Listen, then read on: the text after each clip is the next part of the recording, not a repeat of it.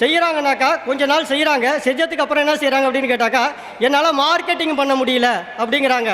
Marketing பண்ண முடியல அப்படிங்கிறதுக்கு காரணம் என்ன அப்படின்னு கேட்டாக்கா, விவசாயி விவசாயியாகவே இருந்துட்டாக்கா அவங்க வாழ்நாள் முழுக்க விவசாயியாக தான் இருக்கணும். அப்போ விவசாயி என்ன செய்யணும் அப்படின்னு கேட்டிங்கனாக்கா, விவசாயி அதுக்கு ஒரு படி மேலே போய் அவர் வியாபாரியாக மாறணும்.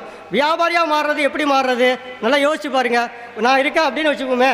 அப்போ ஒரு விவசாயி நான் நெல்லை விளைய வச்சு நெல்லாவே நம்ம கொண்டு போய் விற்கக்கூடாது. அப்போ நெல்லா விற்காமல் எப்படி விற்கணும்? ஒன்று அரிசியாக்கி விற்கலாம், இல்லாட்டினா அவளாக்கி விற்கலாம். அதுக்கு மேலே பார்த்தீங்கன்னாக்கா மாவாக்கி விற்கலாம். அதுக்கப்புறம் நம்ம இது மாதிரி மதிப்பு கூட்டி நம்ம கொடுக்கலாம். அப்போ அந்த மதிப்பு கூட்டி கொடுக்குறப்ப என்ன ஆகும் அப்படின்னு கேட்டாக்கா, ஒரு கிலோ நெல்லோட விலை இன்றைக்கி மார்க்கெட் ரேட்டு சாதாரண நெல்லோட விலை ஒரு 15 ரூபா அப்படின்னு வச்சுக்கோமே.